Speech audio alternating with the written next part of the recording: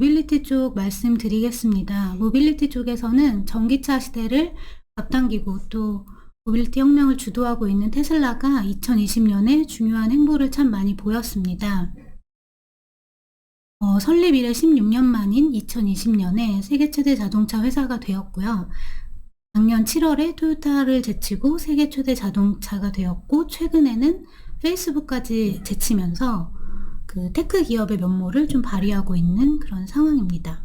그리고 9월에 또 중요한 이벤트가 있었죠. 배터리 데이에서 많은 배터리 기술이나 제조 공정의 혁신에 대해서 얘기했지만, 중요한 것은 3년 내에 25,000달러 전기차를 생산하겠다고 발표를 하기도 했습니다. 그리고 12월에 S&P 지수에 편입이 되면서 이제 거의 테슬라가 2020년에 중요한 마일스톤을 많이 보였다라고 말씀드릴 수 있습니다. 그런데 이 테슬라의 그 가치를 두고 항상 월가에서 상반된 평가가 이루어지고 있는데요. 월가의 딜레마라고 하죠. 테슬라는 오토메이커인가 테크 기업인가, 요거를 가지고 상당히 많이 논쟁이 있었고, JP모건 같은 경우는 테슬라 주가를 지금의 10분의 1 수준인 90달러 목표 주가를 이렇게 제시하기도 했습니다.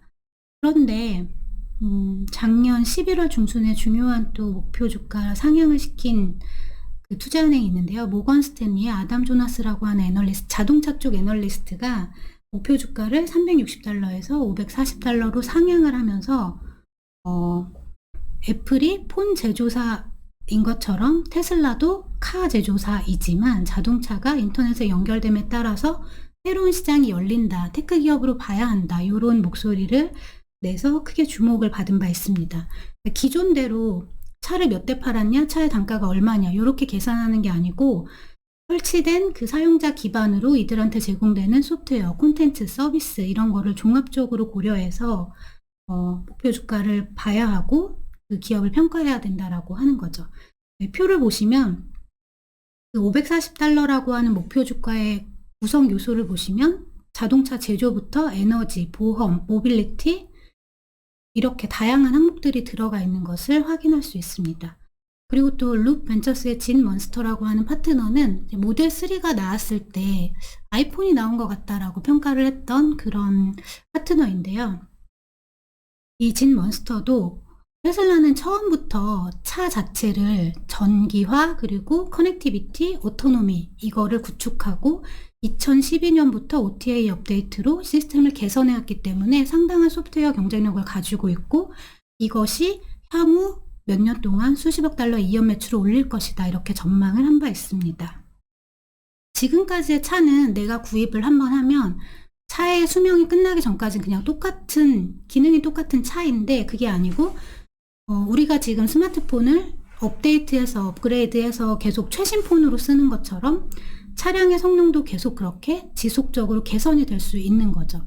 테슬라 같은 경우는 배터리 주행 거리를 늘린다거나 아니면은 그 풀 셀프 드라이빙 이것까지도 OTA 업데이트로 배포를 하고 있기 때문에 이런 소프트웨어 경쟁력이 상당히 중요하다. 그러니까 테크 기업이고 앞으로도 무궁무진하다라고 평가를 한 것입니다. 이것은 테슬라만 누릴 수 있는 기회가 아니고 자동차 산업 자체가 가스에서 전기로 가고 있고 휴먼 인풋에서 자율주행으로 전환하고 있기 때문에 오토메이커들이 소프트웨어 기술을 기반으로 해서 변화하면 테크 산업이 고마진이라고 알려져 있는데 그것을 오토메이커들도 볼 수 있다, 실현할 수 있다, 이렇게 전망을 하고 있는 것입니다. 테슬라의 그 성공 요인으로 꼽히는 거는 하드웨어, 소프트웨어, 제조, 서비스, 배터리, 충전 인프라 이런 모든 것을 다 수직 통합화하고 있는 것으로 평가가 되고 있습니다. 이것은 자동차 업계에서는 굉장히 이례적이고 완전 대비되는 평가인데요. 자동차 업체들은 보통 엔지니어링 부품 등을 공급자 네트워크에 완전 의존하는 이런 형태인데, 테슬라는 그 자동차를 만드는 제조 기계까지도 이제 자체적으로 만들고 정말 수직 통합할 끝을 보여주는 그런 유일무이한 자동차 회사라고 하는 것입니다. 이런 것이 이제 테슬라의 경쟁력을 보여주는 것이고요. 그 배터리 데이에서도 배터리 생산의 상당 부분을 수직 통합화해서 정말 저렴한 그 전기차를 시장에 빨리 내놓고 싶은 그런 테슬라의 비전이 다시 한번 조명이 된 바 있습니다. 이건 테슬라가 처음부터 추구해온 그 목표와 동일하다고 하는데, 내연기관차를 쓸모없게 만들고 지구를 구할 만큼 전기차를 저렴하게 생산하는 것이라고 하는데, 이쪽으로 계속 가고 있는 거죠. 그리고 테슬라만 그런 것이 아니고 이제 거의 모든 오토메이커들이 다 이 방향으로 가고 있죠. 전기차, 뭐 자율주행 이런 쪽으로 소프트웨어를 강화하고 이런 노력을 계속하고 있습니다. 이러한 테슬라의 성공과 경쟁력을 복제하려는 노력이 완성차 업체뿐만 아니고 스타트업에서도 굉장히 가속화되고 있는데요. 왜냐하면 전기차는 배터리랑 모터 정도가 핵심 부품이고, 내연기관차처럼 그렇게 복잡한 생산 단계가 필요하지 않기 때문에 완성차 업체 그리고 스타트업 이렇게도 경쟁이 전개가 될 것으로 전망되고 있는 상황입니다. 다음에서는 이제 그 전기차 스타트업을 좀 정리를 해봤는데요. 테슬라가 이제 창출한 그 전기차 생태계 시장의 파이를 확대하고자 다수의 업체가 나타났고 투자를 받았고, 그리고 지난해 그리고 올해에 이어서 15곳의 업체가 스펙 상장을 완료했거나 올해 완료할 예정으로 알려져 있습니다. 첫 번째는 이제 소비자 대상으로 뭐 세단이라던가 SUV나 이런 차를 만드는 회사들이고요. 여기에는 뭐 루시드나 피스커, 카누, 패러데이 퓨처스 이런 업체들이 있습니다. 이 중에서 루시드가 곧 출시하게 될 루시드 에어는 주행거리가 길어서 테슬라 모델 S와 직접 경쟁이 될 것으로 예상이 되고 있는 사업자입니다. 그리고 피스커의 접근법이 좀 주목이 되는데 에스텔라이트한 접근법입니다. 왜냐하면 테슬라가 설립 이후에 이제 프로덕션 헬이라고 하죠. 생산 지옥을 겪었고, 실제로 차를 생산하는데 굉장히 많은 어려움을 겪었는데, 이들 사업자는 마치 애플이 그 스마트폰, 아이폰 제조를 위탁 생산하듯이 차를 위탁 생산하는 거예요. 그래서 피스커 같은 경우는 마그나라고 하는 그 차량 공급 그 부품 사업자가 이제 차량 플랫폼을 공급하고 오션 SUV를 제조하게 됩니다. 그리고 이 대가로 마그나는 피스커의 지분을 가져갔습니다. 그리고 또 마그나는 그 애플카 관련해서도 뭐 협업을 했던 사업자로 최근에 2020년 들어서 주가도 엄청나게 상승을 했는데요. 2021년 들어서 주가가 엄청 상승을 한 사업자인데, 이 마그나는 카누랑도 또 제조 관련해서 이제 논의를 하고 있다, 이렇게 알려져 있습니다. 그러니까 이 사업자들이 이제 올해 거의 다 그 첫 번째 전기차 모델을 출시하게 되는데, 이 동향이 조금 주목이 될 것 같습니다. 네. 다음으로는 상용차라고 하죠. 뭐 픽업 트럭이나 버스, 뭐 세미 트럭 이런 쪽을 이제 제조하는 사업자들인데요. 재밌는 것 중에 하나는, 제가 여기 표로 리스트업한 사업자 중에서 유일하게 스펙 상장 논의하지 않은 사업자는 바로 리비안입니다. 리비안은 아마존, 포드나 블랙록 이런 업체들로부터 굉장히 많은 투자금을 유치를 했고요. 기업 가치도 276억 달러로 제가 이 리스트업한 업체들 중에서는 가장 높은 기업 가치를 평가받고 있습니다. 뒤에서 말씀드리겠지만 웨이모나 GM 크루즈 같은 경우가 300억 달러로 평가가 되고 있거든요. 거의 그 정도 수준이라고 보시면 되겠습니다. 그래서 리비안이 이제 올해 출시하게 될 픽업 트럭 이런 첫 모델이 굉장히 주목이 되고요. 그리고 또 이제 아까 그 테슬라의 프로덕션 헬을 벗어나고자 하는 사업자들이 이제 생산 관련해서 어떤 움직임을 보이냐면, 어라이벌이라고 하는 사업자는 그 소규모 공장 마이크로 팩토리라고 불리는 그런 공장을 활용해서 제조를 하고 있고요. 그리고 로스타운 모터스라고 하는 사업자는 GM이 자동차를 만들었던 부지를 매입해서 또 여기서 만들기도 하고요. 다양한 방식으로 이제 생산을 개시를 하고 있습니다. 이 중에서 유일하게 프로테라라고 하는 사업자는 최근에 이제 스펙 상장을 논의했다고 알려졌는데, 유일하게 수익을 창출하고 있는 그런 사업자입니다. 다음은 이제 부품이나 인프라, 뭐 배터리라던가 전기 파워트레인, 그리고 전기차에서 굉장히 중요한 요소죠. 충전 인프라 쪽을 노리고 있는 사업자들입니다.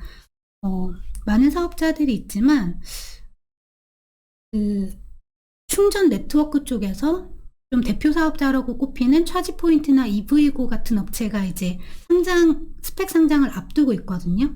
그런데 이제 테슬라 정도는 그 충전 인프라까지도 자체적으로 제공하지만 EV고 같은 경우도 GM이랑 제휴를 해서 충전 네트워크를 확장을 하고 있고요. 그래서 요런 쪽에서는 그 차를 자체적으로 제조하는 사업자보다는 충전 인프라 쪽이 더 괜찮을 거다, 비즈니스가 괜찮다라는 평가도 내려지고 있는 상황입니다.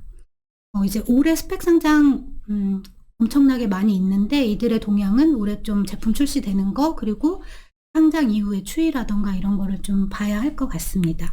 중요한 것은 전기차 쪽에 배터리 기술은 점점 효율적으로 변하고 있고, 또 충전 인프라도 계속 확산이 되고 있고, 소비자나 기업 입장에서 선택할 수 있는 그 차량 모델 옵션이 증가하면서 전기차 시장이 개화하고 좀 메인스트림으로 부상할 거다, 이런 데는 조금 합의된 트렌드로 여겨지고 있는 것 같습니다. 네, 다음은 모빌리티 쪽에서 웨이모에 대해서 말씀드리고자 합니다. 미래 모빌리티를 주도하는 사업자로 앞서 보셨던 테슬라, 그리고 웨이모, 우버 이런 사업자들이 중요한 사업자로 꼽혔는데요.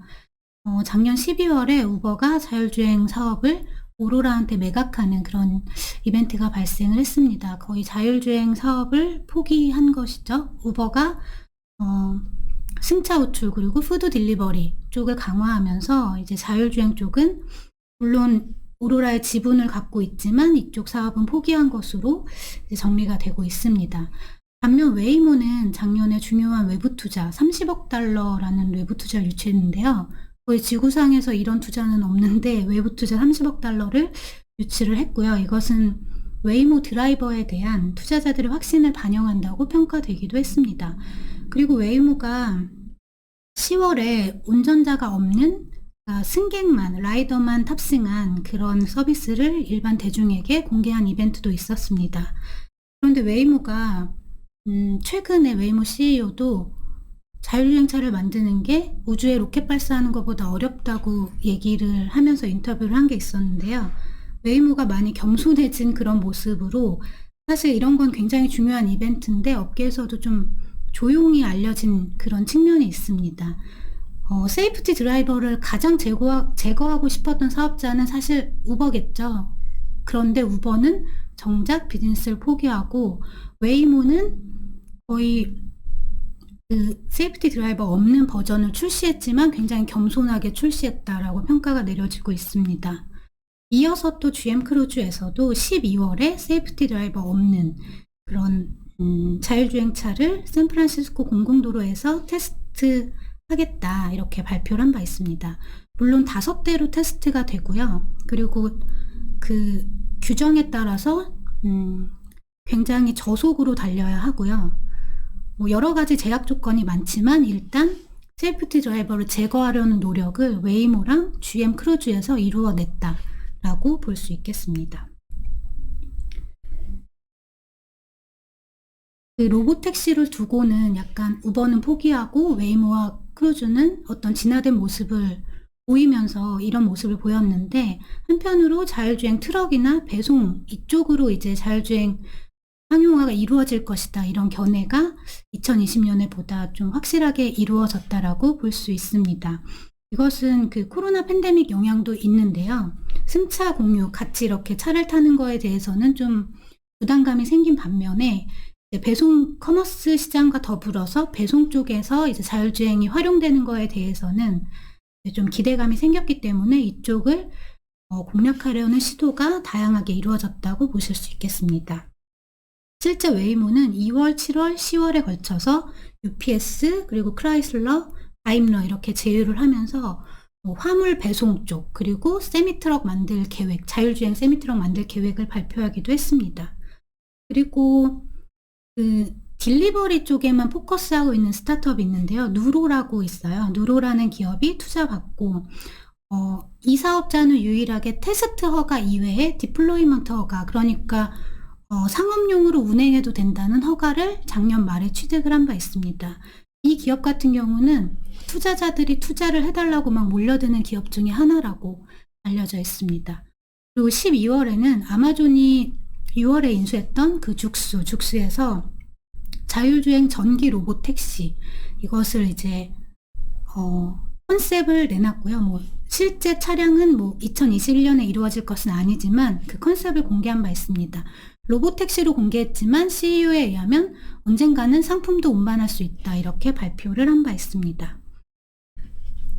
죽수가 내놓은 것은 그 GM에서 작년 1월에 내놓은 오리진이라고 하는 그 큐브형의 전기 셔틀이랑 굉장히 유사한 그런 행보를 보이고 있습니다. 웨이모 같은 경우는 이런 접근법은 한번 접었는데요. 그러니까 완전 그 자율차를 출시하는 움직임이 있었는데, 파이어플라이라 그래서 그 구글 자율주행 뭐 이렇게 웨이모 자율주행 검색하면 굉장히 귀여운 차가 나오는 게 있어요. 걔가 이제 파이어플라이고 2인승이고 했는데, 이거를 접으면서 웨이모가 전략을 밝혔던 게 뭐냐면 하나의 싱글 폼팩터로 차를 만드는 것이 아니고 여러 가지 유형의 차량에 작동하는 약간 안드로이드와 유사한 운영체제인 웨이모 드라이버에 집중하겠다, 이렇게 밝힌 바 있습니다. 그래서 이것이 웨이모의 전략이고요. 이렇기 때문에 웨이모는 그 자동차 업체들이랑 제휴를 굉장히 많이 했습니다. 그 뭐 닛산, 볼보, 뭐 크라이슬러 여러 업체랑 제휴를 해서 이들의 이제 자율주행 플랫폼을 담당을 할 것으로 보여지고요. 이런 접근 방법이 수익 모델이 여러 개를 가져갈 수 있다라는 거죠. 차량 호출 플랫폼, 뭐 상품 딜리버리, 라이선스 거래, 이런 식으로 많은 복수의 수익원을 확보할 수 있는 움직임이기 때문에 이런 것이 더 중요하다, 이런 입장입니다. 그리고 그 웨이모 드라이버가 그 중심에 있는데요. 그 웨이모에 대해서 로봇택시에서 피봇하는 거 아니냐, 이런 질문을 참 많이 받게 되는데, 이것은 그 웨이모 드라이버와 관련된 하드웨어 비용이 25만 달러다. 너무 비싸다. 뭐 이런 것들이 잘못 알려져서 생긴 오해고, 로봇택시도 그냥 원 오브 댐으로 웨이모한테 있어서 굉장히 중요한 비즈니스라고 하는 거죠. 이 부분에 있어서는 참 논란의 여지가 있는 것이 있는데, 테슬라 같은 경우는 앞에서 말씀드렸다시피 소프트웨어부터 하드웨어, 제조까지 모든 것을 수직 통합화한 기업이라고 하면 웨이모는 정말 구글의 전략답게 OS만 제공하고 플랫폼만 제공하겠다라고 하는데, 이게 이제 스마트폰에서는 먹혔지만 자동차에서도 이것이 될 것인가 라는 게 이제 논쟁의 포인트고요. 애플카 같은 경우도 차를 만들겠다는 건지 아니면 플랫폼을 제공하겠다라는 건지, 이 부분에 있어서 좀 많은 그 생각해 볼 포인트가 될 것 같습니다. 실제 그 웨이모 드라이버는 세 가지 그 유스 케이스에 중점을 두고 있는데요. 로봇택시, 그리고 하나는 그 로봇택시에 활용되는 그 밴을 통해서 UPS랑 상품 배송 테스트한 거, 그리고 그 웨이모 비아라고 명명이 된 게 있는데 자율주행 트럭 이쪽 개발하는 거, 이렇게 세 가지 중심으로 이제 웨이모 그 드라이버라고 하는 플랫폼을 확산하고 또 라이선스하고, 이런 전략을 보여주고 있습니다. 오토메이커들도 이제 자율주행 쪽을 기술을 강화하는 데 있어서 오토메이커들이 소프트웨어 경쟁력이 부족하기 때문에 그 자율주행 기술 업체들, 소프트웨어 중심의 기술 회사들에 의존할 수밖에 없는데요. 그 중에 대표적으로 오로라라던가 아니면은 엔비디아, 이런 사업자가 좀 주목이 될 것 같습니다. 오로라 같은 경우는 그 웨이모, 테슬라, 우버, 이 세 개 기업에서 일했던 사람들이 나와서 창업을 한 회사예요. 그리고 지금 우버의 그 자율주행 사업부를 인수한 사업자죠. 근데 오로라의 행보도 웨이모와 비슷합니다. 웨이모 드라이버라고 하는 이 플랫폼을 세단, SUV, 미니밴, 상용밴, 화물트럭 이렇게 6개의 서로 다른 유형의 차량에 통합할 수 있다, 이렇게 밝힌 바 있고요. 그리고 최근에는 파카라고 하는 그 트럭 제조사랑 제휴를 하기도 했고요. 그래서 오로라의 행보가 조금 주목이 되고 있고, 오로라가 2020년에는 굉장히 외로운 행보를 보였다라고 평가가 됩니다. 왜냐하면 뭐 아마존이 죽수를 인수하고 여러 가지 합종 연행이 이루어진 가운데 오로라가 기술력은 있지만 약간 이렇게 외롭게 보냈다, 뭐 이런 기사도 제가 본 것 같은데, 올해 이제 더 주목이 되는 우버의 자율주행 사업부를 인수하면서 또 주목이 되는 행보를 볼 것 같습니다. 다음은 엔비디아인데요. 작년 중순에 엔비디아가 벤츠, 제휴를 한 이벤트가 있었습니다. 이것은 왜 중요하냐면 원래 그 독일 오토 3사 중에서 다임러와 BMW가 같이 이제 자율주행을 개발하다가 둘이 결별을 한 거예요. 결별을 하고 벤츠 모회사인 다임러는 엔비디아와 손을 잡고 BMW는 계속 모빌아이와 협력을 하고 있는 거죠. 그러니까 그 자율주행 쪽에서도 많은 파트너십이 발표가 되지만 이게 종료될 수도 있고요. 여러 가지 이제 이벤트가 발생할 수 있다는 건데요. 엔비디아 같은 경우는 이 벤츠와의 제휴에 대해서 아이폰 모먼트라고 평가를 하면서 굉장히 중요한 이벤트다라고 언급을 한 바 있습니다. 근데 또 비슷한 시기에 폭스바겐 역시 어떤 발표를 했냐면 외부에 대한 의존도를 줄이고 자체적으로 꾸려가겠다 이런 발표를 해서 또 주목이 된 바 있습니다. 이런 식으로 자율주행이나 소프트웨어 플랫폼 전략에 있어서 오토메이커들의 입장이 변화하고 있는 거, 제휴가 변화하고 있는 거 이런 동향도 올해 더 주목될 것 같고요. 이런 오토메이커와 기술업체들의 제휴 이런 것이 올해 더 활발하게 될 것으로 예상됩니다. 네, 모빌리티도 이 정도 발표로 마치겠습니다.